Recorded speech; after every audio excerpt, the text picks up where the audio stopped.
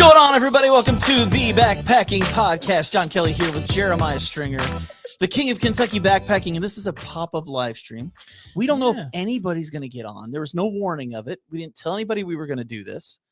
So we'll just see if anybody comes on at any point during this podcast and leaves a note or a message. Yeah. If they do, great. If they don't, this is going to go out into the ethos regardless as a recorded episode. Yes, we have been on a mission to get 8 episodes of this podcast recorded before Jeremiah heads off to France. Hey, what's up, Rusty? Glad to have you on here, man.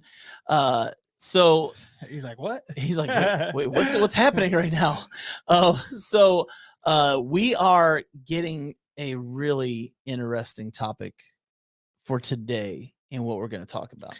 Yeah, dude, this is my first experience ever with anything artificial intelligence when it comes to like this Chat GPT or any of the, I don't know, any of those AIs. Yeah, I watched a video by Stephen Smith from My Life Outdoors, and he did this like loadout. He asked the AI to give him a loadout for backpacking, and I thought, what would it be like if we did that? Yeah, we got a loadout, and then we just talk about whether or not we agree with the loadout that Chat GPT gave to us. Yeah, if anybody hops on the live stream and interacts with us, we can talk to them too. Now, before we check out the loadout, because I have it already, I asked, give me a loadout basically for a 3-day trip that in the Rocky Mountains. In the Rocky Mountains, even though I misspelled rock. But it did say Rocky Mountains. It fixed it for you. Oh, all right. Well, good. Actually, today's episode is brought to you by OutdoorBeards.com. And they are not run by artificial intelligence, but by a man named Matthew Treese. Yeah, he knows what he's doing, man. He is full-time Outdoor Beards man. Yeah, which is exciting because when we first started working with Outdoor Beards, it was kind of like he's working out of his house and doing what he could when he could. And now he is full-time with Outdoor Beards. And it's because of amazing people like you who are buying the products. Yes. So if you want to support American-made products and small businesses, order your beard accessories, your balms, your oils, your mustache wax. Yes, everything. Chapstick. I mean, he's got a bunch of stuff, dude. Yeah, it's soaps. It's an amazing array of men's products that he has there. So yeah, so check out OutdoorBeards.com and use our code backpacking to get 10% off of your order. And now let's check out what the old Chat GPT. I signed up for this, dude, and it was a struggle. we signed up with the Backpacking Podcast email address, and we put down the birth date of the podcast. Yes, which was apparently a really bad idea because I thought we were 3 years old and did not allow us to use it. Yeah, so then I guess it had saved our cookies, and I had to restart everything and sign up legitimately under my personal account. But I have asked for a 3-day trip in the Rockies, a backpacking loadout. And let's put on the screen here, if we can, what it thinks would be a good loadout. So it starts with a backpack. It says, look for a backpack with a capacity of around 40 to 60 liters to accommodate all your gear. I like that. 40 to 60 liters. I do like that. So it didn't give a specific backpack. We didn't ask for specific gear, but we asked for what a loadout needs to look like. So that's a great start. 40 to 60 liters is actually a pretty good size. Now, it doesn't give you any ideas on what brand to buy or anything like that, but I guess you just shop around for yourself. Yes. All right. Then it moves on to shelter and sleeping. The first thing it says is a tent, which we'll just agree to disagree on. It says choose a lightweight and durable backpacking tent suitable for the number of people going on the trip. Now, let's talk about that last part. All right. Suitable for the number of people going on the trip. I say 1 tent per person. I say everybody brings their own shelter. Miyagi, we had him and Milos on, and they were talking about how both of them riding the motorcycle was too many dudes on the motorcycle. Right, right. I think the tent, I could kind of say the same. Unless you're dating or in an intimate relationship, typically a tent, that's a one-man device on the the trail. It's nothing personal. Anyway. It's nothing personal against anybody, but I snore, and I know other people snore. And here's the thing: when you're backpacking, you don't smell good. No, And you want your privacy too. You want to get away and have your own little domain. Yeah, you're hiking with people all day. You're camping together. You're getting plenty of time together. You don't need to have time at night. So, okay, it says a sleeping bag. Opt for a sleeping bag with appropriate temperature rating for the season and elevation you'll be camping in. I like that, even though you could do a quilt instead. But I would say in the Rockies, I'm probably going to go with the sleeping bag. Well, and this is probably the basics. I mean, that's all this is. This is the basic idea of what if somebody's getting started, this was an item they would need. Sure. And I like the fact that it put the appropriate temperature rating for the season and elevation. That's a kicker a lot of people don't think about. They'll check out the temperature on like the weather forecast, but they don't ever look to see whether or not they're going to be at elevation where the temperature is going to change drastically. Now, sometimes it's obvious, like when we went out to Holy Cross Wilderness in Colorado, we knew that we were going to be above 10,000 feet basically the whole time. But I'm telling you, dude, about 1 p.m. every day, the storms roll in, the temperature drops, you start getting some hail, some thunderstorms. So the sleeping bag, depending on the elevation, is a very important key. I agree. And I will say this is I'm impressed so far with what ChatGPT came up with. Okay, sleeping pad. Consider a lightweight insulated sleeping pad for comfort and insulation from the cold ground. That's pretty basic. That's pretty basic. Yeah, I like that. It tells you about the ground though, because dude, the first sleeping pad that I brought, it wasn't insulated whatsoever. Oh, so, yeah. You know, on a 40-degree night, the cold ground is sucking the warmth from you. Right. So that's good. That's a good little factor. That's not bad. That's not bad. So we got our backpack, we got our shelter and sleep system. Let's look at clothing. It says base layers. Pack moisture wicking and quick drying base layers, tops and bottoms, for warmth and to manage sweat. It's not bad. That's pretty good. We are talking the Rocky Mountains, so we are going to be dealing with elevation, so it is going to get chilly at points. Yeah, and you do want a good base layer. You don't want cotton typically. Right. But, you know, I make YouTube videos sometimes, and people comment like cotton kills, and other people will comment like, in the summertime, I like cotton because once it gets wet, it takes longer to dry. But you know what I always think? Chafing in my armpits. Wouldn't you think that a cotton t-shirt, like if it's going to be wet and you're hiking, it's going to kind of chafe you a little bit? I just stay away from cotton altogether for a multitude of reasons. So that's great. Base layers are good. Insulating layers. Bring a lightweight fleece or down jacket to stay warmer in colder temperatures. Another good play. Yeah, I like a fleece and a down personally. If I was going to the Rockies, what I'm probably going to do is, and we just picked the Rockies, like John just said that, and I typed it in. Yeah, it wasn't like this can be anywhere. Yeah, but I like, especially in the fall or the winter, I'll do the fleece as my mid layer, and then do my puffy as my outer, and then the outer shell too of a rain jacket. Right. In case it gets like really cold or super windy. Yeah, absolutely. Yeah. And if you're just joining us, just to update you, we have asked ChatGPT to build us a backpacking loadout, and we're kind of breaking it down as we pick through the bullet points that it gives us. So now we're to outer layers, which includes a waterproof and breathable rain jacket and pants to protect against rain and wind. Okay. What kind of pants are preventing against the rain and wind? Yeah, this is probably the first time we've had something where we're like, I don't know about that. Waterproof pants. Well, that's the rain jacket. It doesn't say that the pants are waterproof. Well, it says include a waterproof and breathable rain jacket and pants. So I don't know if the waterproof and breathable goes to both, or if this is a separate, like grammatically. I'm not an English major. Right. But I'm not really sure on what it wants. I see what you're saying.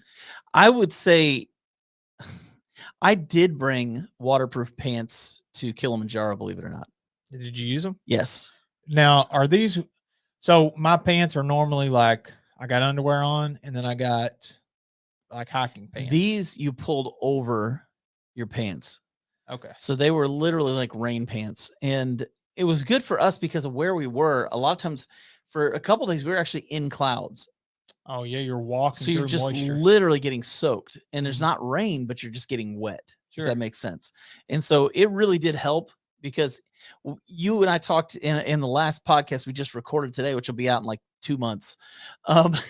We talked about the fact that moisture can cause chafing and blisters and all those things. Mm-hmm. So I could see where, depending on where you're going to be, waterproof bottoms might not be a bad idea. Even like a rain skirt or something like that. The kilts that they have out. I have a pair of waterproof pants that I think they're technically for skiing. Maybe, I don't know. I bought them off backcountry.com, but I bought them so that whenever I went up snowshoeing with Justin, it's good in the woods, that I would have extra protection, and they work good. I still take them on some of my winter trips. Yeah. So yeah, I don't know, maybe something along those lines. Yeah. Okay. So we are now to hiking pants and shorts. Carry lightweight and quick drying pants or shorts for hiking. I agree with that 100%. I don't think you need both. No, it's just one or the other. No, I'm talking about like it has the outer layers. I guess it depends. Some people bring like frog togs, so you'll get the rain jacket and the rain pants. But normally I don't bring. If I'm bringing regular hiking pants, I don't also bring waterproof pants to go on the outside of them. Now, like I said, I think it just depends on where you're hiking. Because Yeah. like in Kilimanjaro, those outer pants were huge, especially, and I wore them on Summit Day in a big reason because it was 30-mile-an-hour winds and it was 30 degrees below zero wind chill. So yeah, those rain pants were basically windbreakers for my legs. Yeah. So I definitely wore those on the last day. So I think, we're talking about the Rocky Mountains, and some of those Rocky Mountains get up to over 14,000 feet. It can get pretty dang chilly at 14,000 feet. Yeah. The wind chill is a huge one. Yeah. Let me ask you a question about the windbreaker situation. Yeah. Let's hear it. Some people do a windbreaker. Some people do a rain jacket. What is the difference? And why would I not always do the rain jacket instead of the windbreaker? I think the big thing is weight. So it's a lot lighter. Windbreakers can be so much lighter because they don't need the DWR coating. They don't need to be taped because they're not rain jackets. I think let's put it this way. You're an umbrella guy, right? Sometimes. I am, as much as possible. Yeah. Like I would prefer an umbrella over a raincoat anytime. And so for me, I would rather have a windbreaker. So at night, if it gets cold, that could be my shell over top of my lower layers. And I'll be able to stay warm because it can break that wind. Yeah. But you won't need a raincoat if you've got the umbrella. And so it could be as much as half a pound, depending on the raincoat you carry with you. But what about the wind? If you don't bring the rain jacket, you'd have to bring the windbreaker. Yeah, but what if it's too windy for your umbrella? Then are you just basically like, well, I'm screwed? You see what I'm saying? It's raining and windy, but you don't have a rain jacket. All you have is the umbrella, and the umbrella is not going to work. And the windbreaker. Well, you have the windbreaker, but it's too windy to use the umbrella, so you're going to get wet. Oh, I see what you're saying. Yeah, that's a great question. It's one of my fears on bringing the windbreaker. So you're saying we should pack our fears? Well, I'm just saying, is it worth the negligible weight amount? I got you. Yeah, I get what you're saying. I don't know. Somebody commented that on a video I did in the last couple of weeks. And well, I've got lightweight rain jackets. Like my Frog Togs jacket only weighs like 8 ounces or something. Yeah, they're on that Tushar. Yeah. Outdoor Vital sent that to me. 6 or 7 ounces? I think it's 7.1 for a medium. Yeah. Yeah. So there are lightweight jackets out there where you wouldn't need to even do the windbreaker, because a rain jacket's always going to be a windbreaker. Yeah. But a windbreaker is not always going to be a rain jacket. No. Okay, so now we are to hiking shirts. All right. Pack a few moisture wicking shirts. A few moisture. Okay. A few. Okay, let's stop there for a second. No. Didn't it already have you a base layer of a wicking? How many shirts do we need? I don't know, man. These people, they may have just gone and watched a bunch of Eddie Bauer commercials. You think they're getting influenced? Yeah, I don't know. Like, now you definitely don't need to bring a few moisture wicking shirts. Yeah, the better idea is to bring one shirt that you hike in and bring a shirt for camp. Yeah. That way you can, because I did that this past weekend. I had my Outdoor Vitals sun hoodie. And if I'm not wearing that one, I'm wearing an Outdoor Research sun hoodie. Those are my 2 favorite sun hoodies right now. And I'll wear those. Then when I get to camp, I just put on a cotton t-shirt like this one when I get to camp because I'm not hiking anymore. You like the cotton t-shirt at camp? It's just comfortable. It feels good. Yeah, I like the feel. Unless it's like really hot and I'm going to, if it's going to be 80 degrees at camp, 85 degrees. I might bring it cotton, but it's got no sleeves on. It's my redneck shirt. Oh, you cut the sleeves off? Yeah. Oh, yeah. What about the shirts where they cut the sleeve off and go all the way down the side and you got a little man nipple sticking out? I don't do that. Nobody wants to see that on me. No. That's what I'm thinking too, man. Nobody wants to see sleeve is enough, don't you think? I'm not attractive enough for that kind of a shirt. That's for guys that have abs and like low body fat. Yeah. Guys like me doing that, it's like, oh, look, there's his fat. Like nobody wants to see that. So we're not doing that. Stick with the sleeves. But I do take the sleeves off. But yeah, I always like to change a shirt when I get to camp because you've been sweating in the other one, and it's nice to get it off because it'll dry quick too. Yeah. But yeah, you don't need multiple wicking shirts. Socks and underwear. Bring enough pairs to last the trip, and consider wool or synthetic materials that dry quickly. So bring enough pairs to last the trip. I wonder what that means. That's a bit subjective, don't you think? That's exactly what I was thinking. Yeah, because that could, since it is so ambiguous, it could mean bring a pair for every day. Yeah. It could mean bring 2 for every day. Right. Who knows? Do you bring 2 pairs of underwear if you're going on a 3-day trip? Not on a 3-day trip. Okay. But I will if it's more than 3 days. Yeah. Do you do the turn it inside out so you can get 2 days wear, or you just put them back on? I typically, in all honesty, in the summertime, I don't even have underwear. Oh. I've got the shorts with the liner. Yeah. I wore those last weekend and started getting chafed. Did you? But I wasn't backpacking. I was playing basketball. Yeah. But I've never had that happen before. I don't mind the liner. Sometimes it's a little bit uncomfortable because it hugs too much, if you know what I'm saying. Yeah. Yeah. So it just depends, I guess, what kind of fit. You're probably right about that. But I would say 2 pairs of socks is good. 2 pairs of socks. That way, if you get a pair that gets really, really wet and you want dry socks at camp, you can change them out, and then you can let the other ones dry in your sleeping bag with you overnight. But I wouldn't bring more than 2 pairs of either. The thing is, there's 2 areas where people bring too much, and it's always food and clothing. And those are 2 of the heaviest things that you're going to bring. Yeah, I've seen people bring as much as almost 12 pounds of clothing because they've got a shirt for each day, a pair of underwear for each day, a pair of socks for each day, and it's just overkill. You are going to smell bad when you're on trail. Just live with it. It's okay. Yep, I totally agree. What else we got? We got hats and gloves. Include a sun hat for protection and lightweight gloves for chilly weather. And I would say if you are in the Smoky Mountain or the Rocky Mountains, the gloves are definitely a good idea. I don't know about the sun hat.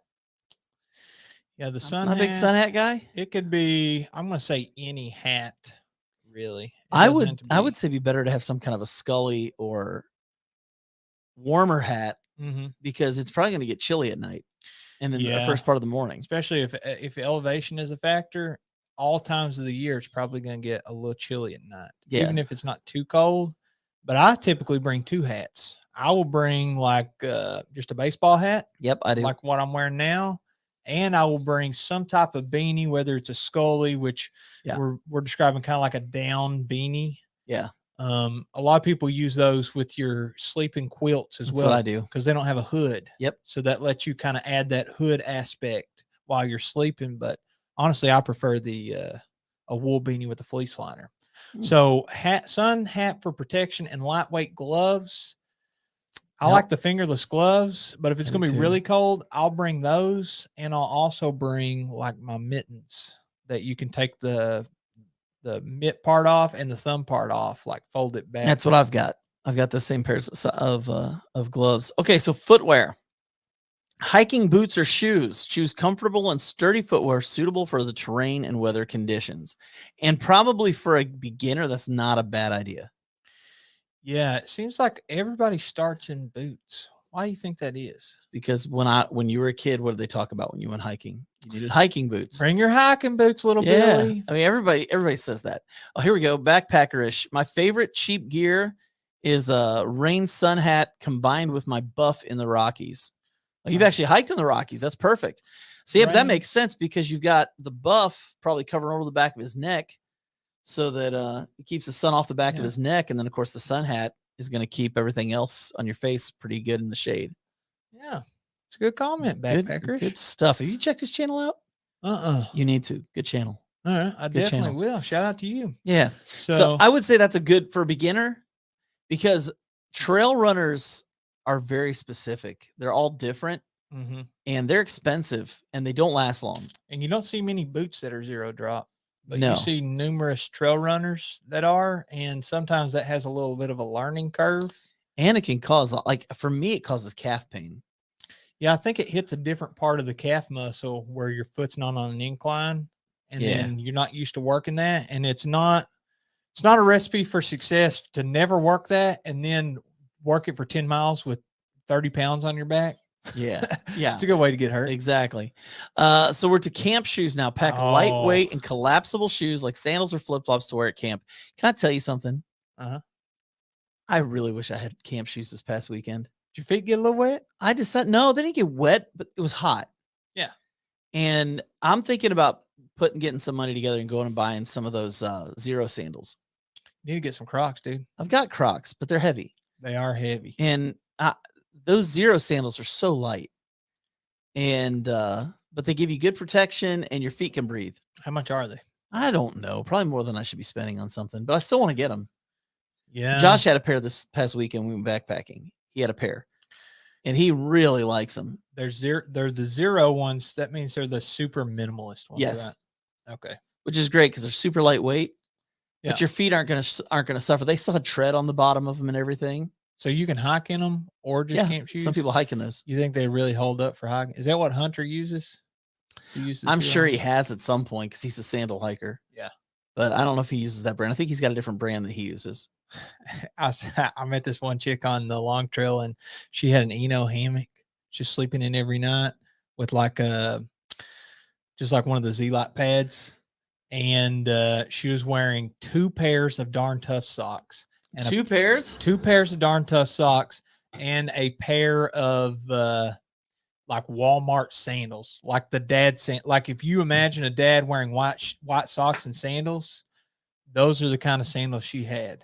So I was like, I don't know how she has made it all the way up to this far north on the Appalachian Trail. Yeah. That's what she was doing. It was whenever it coincided, AT and LT. And well, I guess it doesn't really matter if you got the stick-to-itiveness. Yeah. You can do it in any type of gear. Yeah, pretty much. I will say up to this point, if you had all these things with you, you'd be in pretty good shape. Might be a little heavy. Yeah. Might be a little heavy, but at least you have everything you need. Cooking and food. So backpacking stove. Select a lightweight and compact stove that uses fuel appropriate for your trip. I like that last part very much. That's good info. Because if you are in California, you cannot use and if anybody's from California and watching and can correct me on this, I don't think you're allowed to use alcohol stoves. Because of the forest fires? Yeah. Yeah. I don't think you're allowed to use alcohol stoves. I think you have to use canister stoves. I don't have any information on that. I'm almost positive on that. So the fuel appropriate for your trip can be important. Like if you're here in Kentucky, alcohol stove's fine, a wood burning stove's fine, the canister stoves are fine. Yeah, but here's the thing with the canister. Light your partner on fire and cook over them. I mean, it doesn't matter in Kentucky. Campfire. The fuel appropriate for your trip, like you can never fly with canisters. Right. So you have to buy it when you're there. And like some stoves, I can't remember what it's called, but depending on the altitude, they have to have a piece in them that either pushes more fuel through or limits it or something. It's some kind of adjuster. Feel free to comment if y'all know what I'm talking about. But if your stove doesn't have that thing to acclimate it to the proper altitude, your stove won't work right. And also your canister. Like I have the winter fuel that's an iso butane propane mix. And sometimes if it's too cold, like it was in the teens, and if you didn't like keep that in your jacket pocket or whatever, in the morning time, when you went to make your coffee or whatever, it just wouldn't light because it's been sitting there and it's 15 degrees sitting on the ground. What's up, caveman? Hey, how's it going, caveman? It's good to see you. So Yeah, and certain fuels don't work under certain temperatures, certain canisters of similar fuels, because there are different kinds of isoprotane or propane that you can use, and some of them are better for colder weather than others. Yeah, has something to do with the concentration of the fuel, I think. Yeah. I'm All not right. sure. Cookware. Carry a lightweight pot, pan, and utensils for cooking and eating. Now, I will say a pan is great. I love using a frying pan on the trail, but that's not necessary. No, and even if you want a cold soak, you don't have to bring a pot. But I never cold soak. Yeah. Ever. There's no need to do that. That's just disgusting. What about the water filter? Water filter. Bring a reliable water filter or purification system to treat water from natural sources. That is absolutely 100% true. That's fine. I think we've talked about that several times. Filter your water. Yeah. Just do it. Like, water sources are getting less and less healthy all the time, and it's just better to just filter. Don't even take a chance. I agree. All right, food. Plan and pack lightweight, high-energy meals and snacks that are easy to prepare. Pretty self-explanatory. Yeah, but it doesn't help a whole lot. Well, I think it gives you enough necessary information, but you're still going to have to research exactly what kind of food. I mean, Yeah. high energy, it uses a lot of key words there. Lightweight, high energy, and of course, snacks, easy to prepare. It didn't put chocolate in there, though, Jeremiah. Are you okay with that? No, I'm not okay with it. That should have been, it should have said chocolate, comma, plan and pack lightweight, high energy. Exactly. Oh, Rusty, my Sawyer failed last weekend. Oh, man, I hate that for you. Oh, yeah. You try out the platypus, man. Yeah, the platypus quick draw is fantastic. So, let's go to hydration. And since we're talking about hydration, water bottles or hydration bladder. Carry enough water bottles or a hydration bladder with a sufficient capacity. Yeah. And I would don't use the Nalgene bottles unless you're going to be cold at night. You want to use it for like boiling water to keep yourself warm inside of your sleeping bag or quilt or whatever it is you're sleeping in. Some people love them though. Some people bring Nalgene on every trip. I just think they're a little bit heavy personally. And I don't like screwing off a massive lid every time I want to get something to drink. Yeah, but I think that they have lids now that's got the pop top and you can screw it off. Well, but I mean, could be wrong on that. I keep yawning right now. It's because you need your afternoon nap after a giant meal, dude. I'm old. I think it's the sushi. Just got done eating sushi. Okay, water treatment. Include water for purification tablets as a backup in case your primary method fails. And do you bring those? Yes, every trip. I've never brought them before. Really? I say to bring them, but I don't. Well, you're just a hypocrite. Yeah, that's what people call me. I'm a hypocrite. I'm here to make money and influence. I'm a hypocrite. And there was. But no, I actually bring them. I've had to use them before too. I had a filter. It was a Sawyer filter. Mm-hmm. And I had not used it for a long time. And I'd been using my Be Free instead. And so I pulled it out and it had dried up. Okay, and I didn't wet it before I left. And so I took it out in the woods, couldn't get any water to go through it. Yeah. And some of those you got to soak the night before. You soak the night before if you're going to let them sit for a while. Yeah. And I didn't do that. And so I ended up having to take my buff, covering the front of my bag, collecting the water so I didn't get a bunch of crap in the water. Yeah. And then putting the tablets in and waiting like 30 minutes or an hour or whatever it was to finally be able to drink the water. So that's funny. It happens, man. It happens. It's real. Well, we're going to have to wrap up the show with this after we get done with this. Oh, yeah. Waiting to see what GPT has to say about pooping in the woods. I'll tell you what. We will ask that question after we get done with this loadout. Yeah, we'll end the I think show we have with to. Yeah. Look at this. Since we're talking about the canisters. Yeah. For temps that dip below freezing, I sleep with my canister beneath my knees in my hammock. I do the same with my Sawyer in a Ziploc. During the day, I keep the bagged Sawyer in a chest pocket.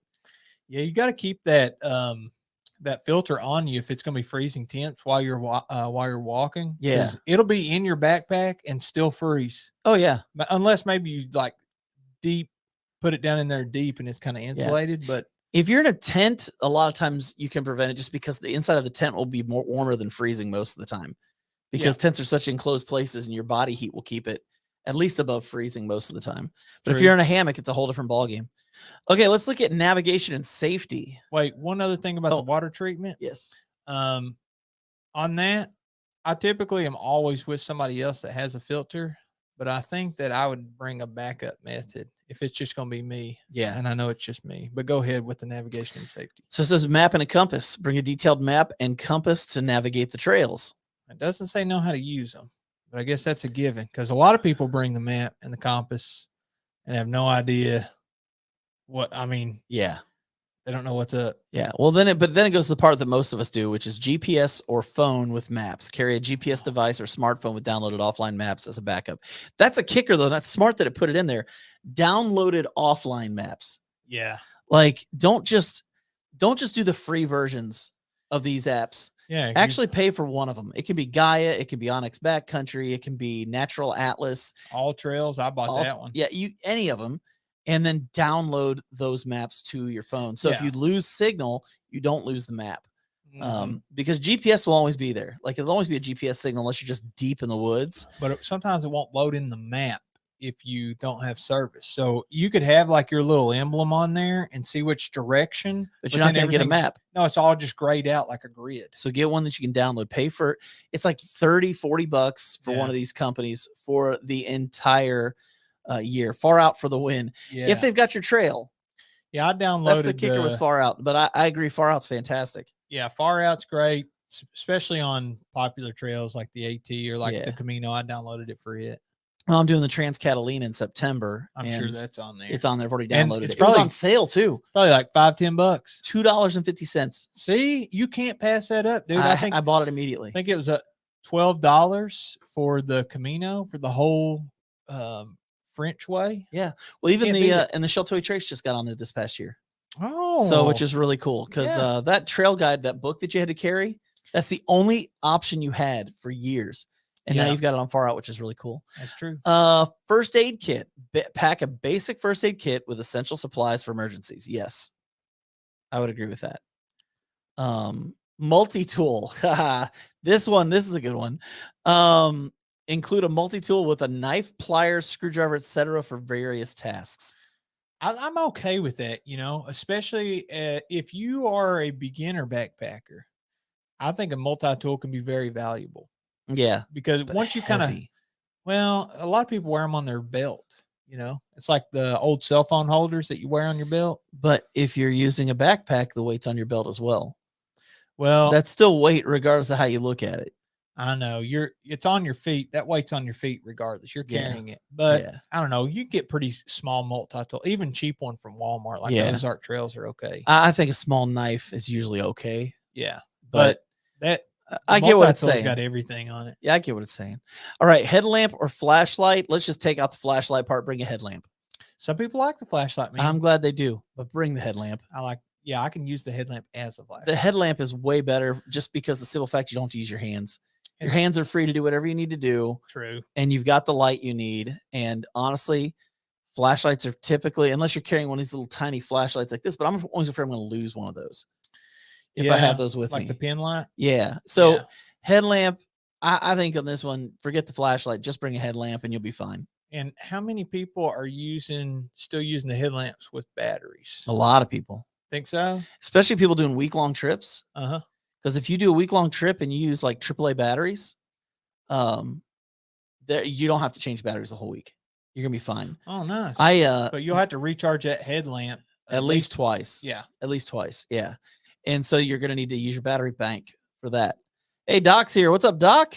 What's up? Hey, let me throw up a few comments here. I'm producing the show today, and doing a fantastic job, by the way. Thank you very much. This is the best production you've ever done. Well, don't hold your breath because we still have a little time left.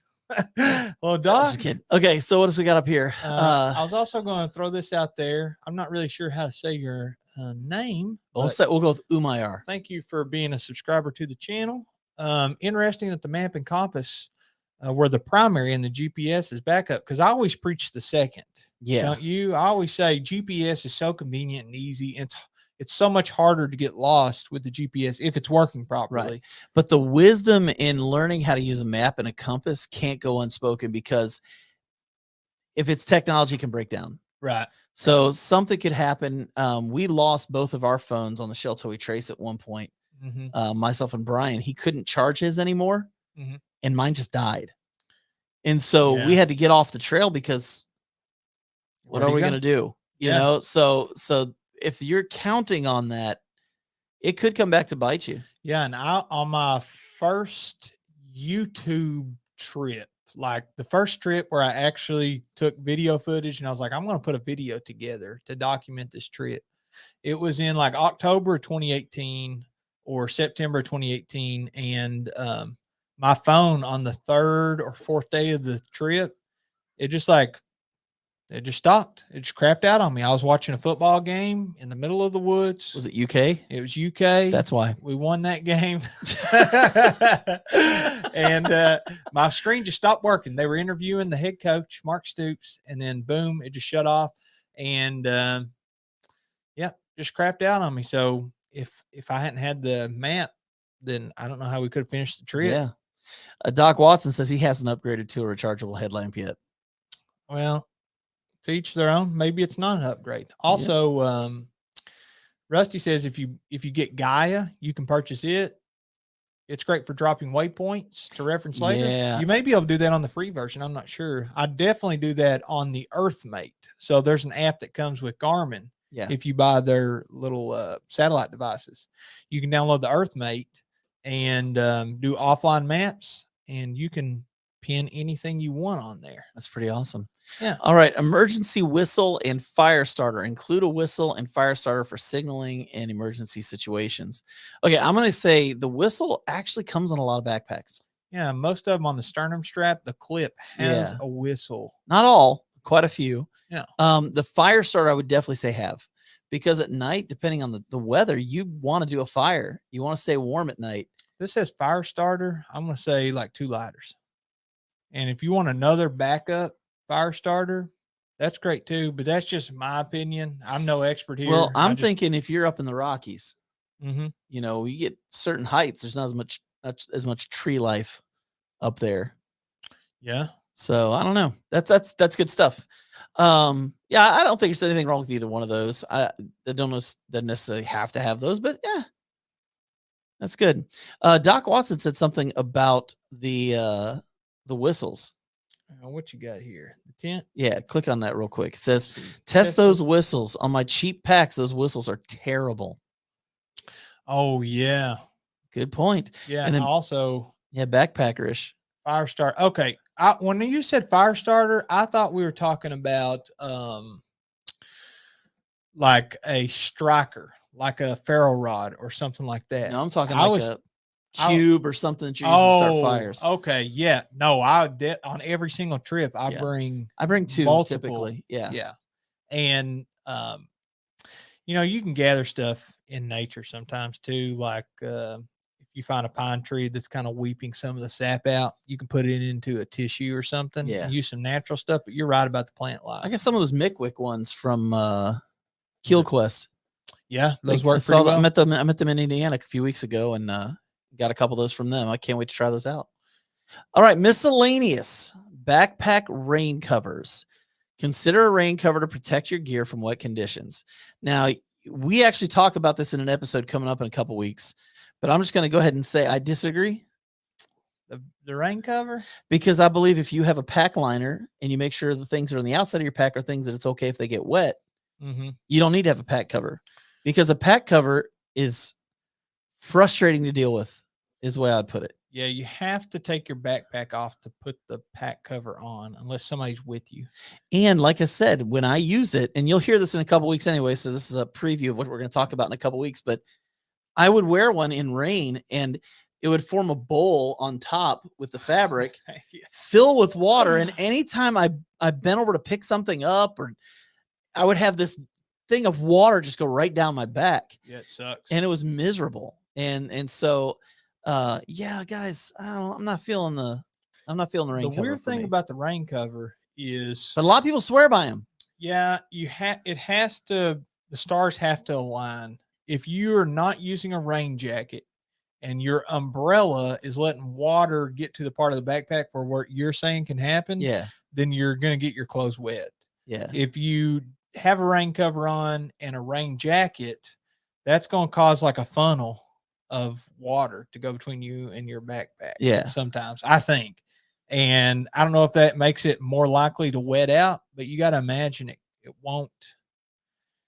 More water is bad. Well, here's my thing. I use a pack, I put something inside Mm-hmm. and then I use an umbrella. So my pack doesn't get that wet anyways, because the umbrella covers part of the pack anyway. So the pack's not getting all that wet to begin with.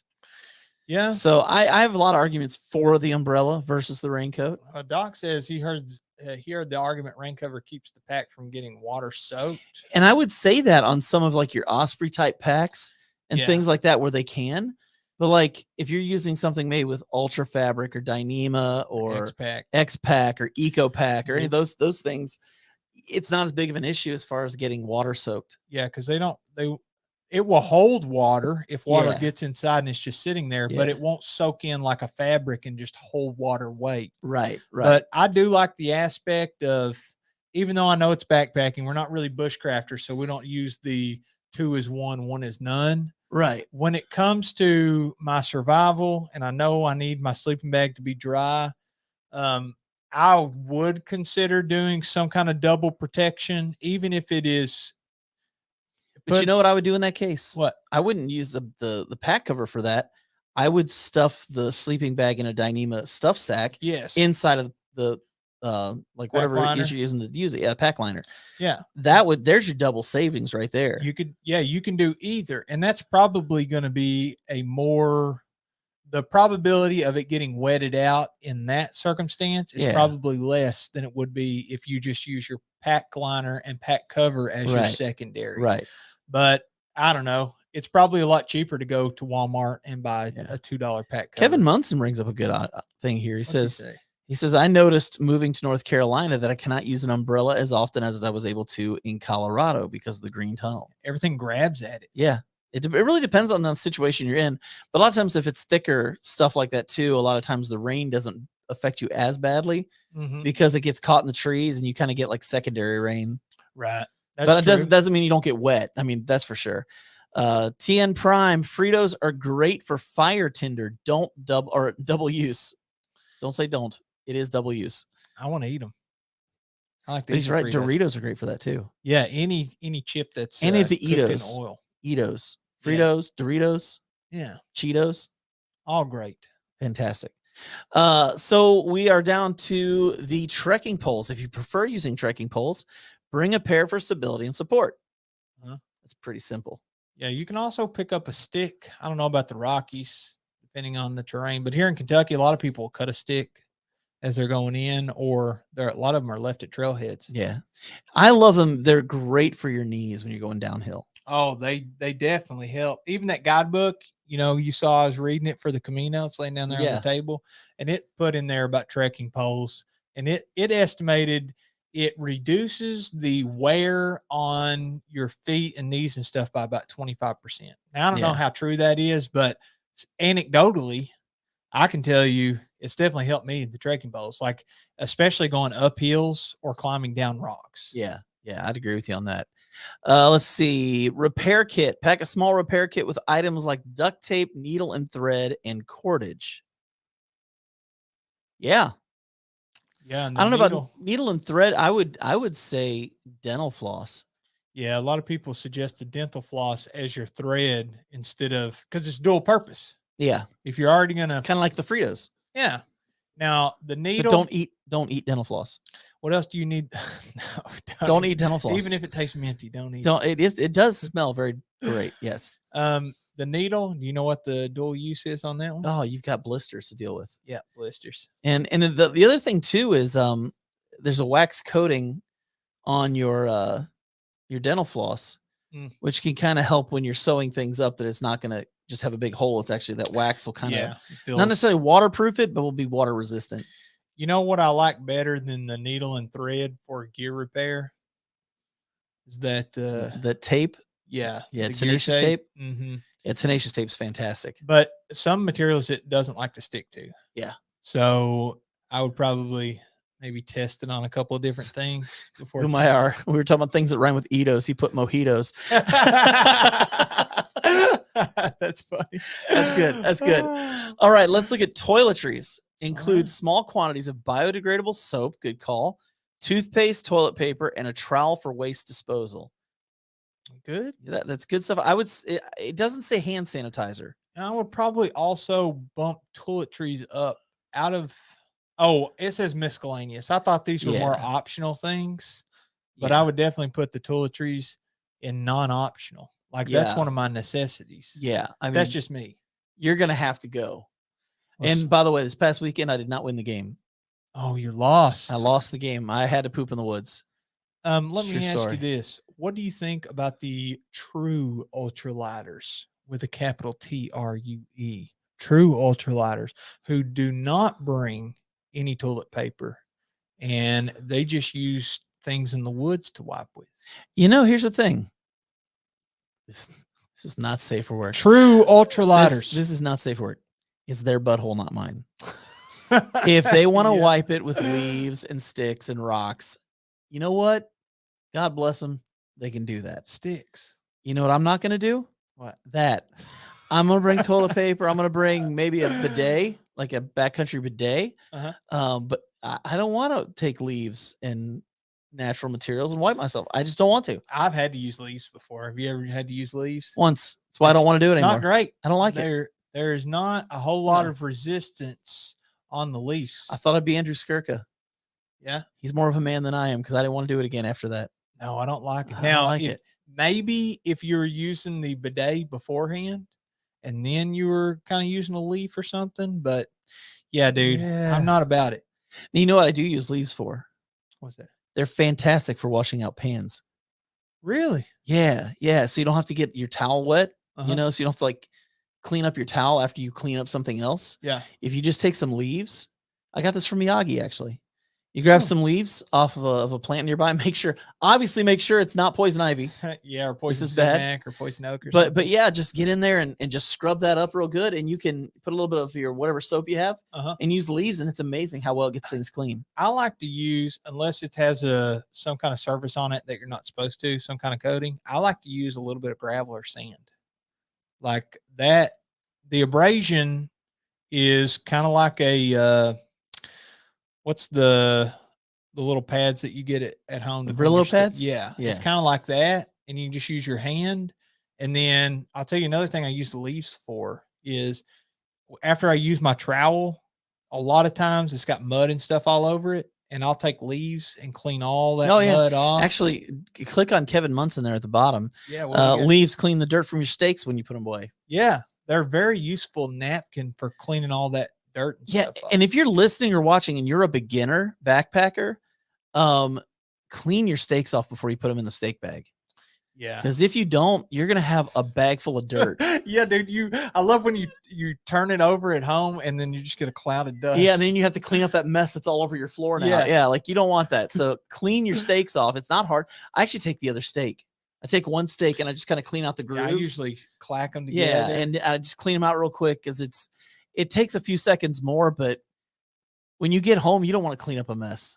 No, it's annoying to have to clean up when you get home. A couple of things they forgot on here. Some way to protect against bears, like if you're a bear canister or especially in like that area of the world. Yeah, I thought that may be useful. Did you see anything else? I didn't see a bear canister like to put your food in. Yeah, like there was nothing for animals. There's nothing like to keep animals out.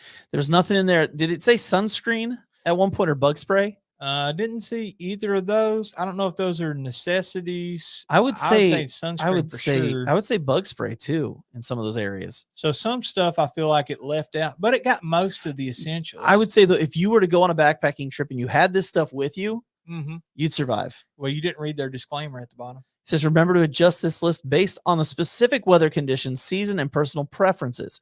Always prioritize safety and leave no trace principles. Hey, look at that. Hey, while enjoying your backpacking trip in the Rockies. I think you wouldn't do poorly. Now, I would say it says nothing about food storage. That's huge. You definitely need to put food storage in there. Yeah, so they missed that one. Backpackers is actually saying bear spray is a must. In the Rockies. Yes. They have grizzlies in the Rockies. Brown bears. They have brown bears. Yeah. Okay. Yeah. So you definitely want to be careful of that. Yeah, and don't wipe with the leaves of 3. Leaves of 3 do not make good TP. That is the truth. That is the truth. Well, I think it's time, Jeremiah, to ask the Chat GPT, the question we've all wanted to know. What is the proper way to poop in the woods on a backpacking trip? Is that what you want me to type in? Yeah. What is the proper way to poop in the woods on a backpacking trip? Okay, what is the proper way to poop in the woods on a backpacking trip? Yep. Enter. Let's see what Chat GPT has to say. You want to narrate it here? I will let it finish out its whole thing here. All right. It's loading up. We've got 1 bullet point, 2 bullet points. I feel like that. 3 bullet points. They just literally watched my video on pooping. And they got number 4. Actually, they can't read your thing. ChatGPT only goes back to 2021 on what it can find. Oh, I put the video out like 3 weeks ago. Yeah, that was 2023. This only goes back to 20. It can only go up to 2021. It doesn't know current events. What? Why not? So that doesn't, Terminator.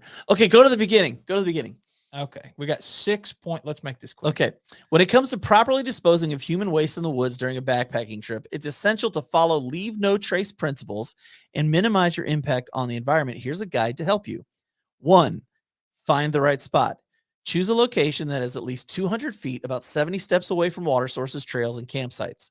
Look for an area with deep organic soil or duff away from vegetation and fragile ecosystems. 2, dig a cat hole.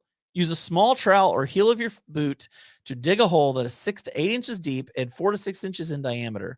The hole should be deep enough to contain the waste and provide proper decomposition. 3, do your business. Squat or sit above the hole to do your business. If you're using toilet paper, bring biodegradable or unscented toilet paper and use it sparingly. Afterward, carefully place the used toilet paper in a sealable plastic bag. Number 4, cover and conceal. Use the trowel to cover your waste with the soil from the hole. Make sure the hole is completely covered and the area looks undisturbed to prevent animals from digging it up. 5, pack out or burn. Send it to the atmosphere. There we go. In areas with high visitor impact or where burying waste is not feasible, you may need to pack out your solid waste. Use sealable bags specifically designed for waste disposal and carry them out with you. Alternatively, if regulations permit and it is safe to do so, you can burn the waste in a small, controlled campfire. Make sure to check local regulations and guidelines beforehand, and probably speak with your fellow campmates if they want to smell burning poo at their campfire. I think that's fair. Have you ever even heard of it? I've heard of it. I haven't done it, but okay. Wash and sanitize. Use hand sanitizer or biodegradable soap and water to clean your hands thoroughly after handling waste. If water sources are nearby, disperse soapy water away from waterways to minimize environmental impact. Remember, this is at the bottom. Remember, it's important to check out and follow any specific regulations or guidelines for waste disposal in the area you're visiting, as rules may vary.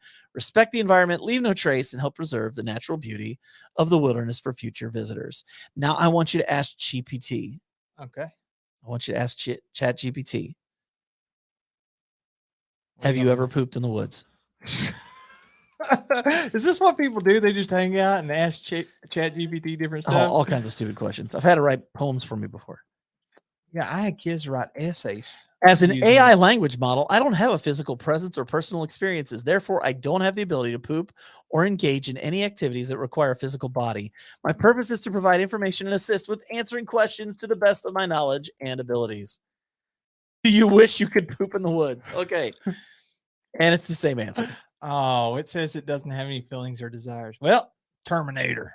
Yeah, they didn't do too bad, man, on the that wasn't too bad. Now, Kevin obviously did check out my video, and I don't think I'm the only one that marks their poop spot, especially in high traffic poop areas. Yeah, especially like big trails like the AT. You really need to mark that stuff. You literally have a poop minefield out there. Oh, it's terrible. And if it's not marked, you're definitely digging up somebody's poop. Yeah.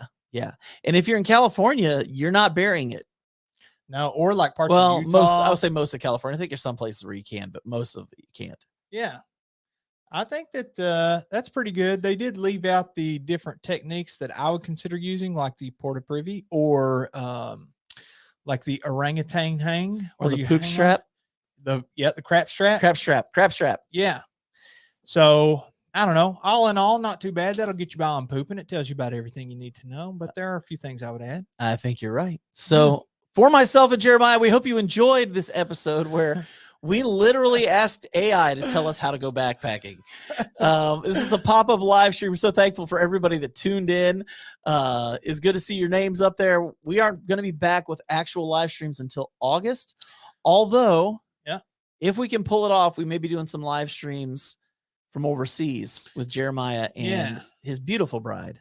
Yeah, we're still working on the timing aspect because there's a time difference, and obviously this one popped up in the middle of the day on a random Tuesday. So I don't know. We want it to be able to where you guys can engage as well. So we try to pick a time that would be the most logical for everybody. But I also have to sleep. So that's true. That's true. But anyway, thank you everybody for hanging out with us. This is fun. A quick little pop-up. Yep. We'll catch you guys on the next one. Yeah. Adios, folks.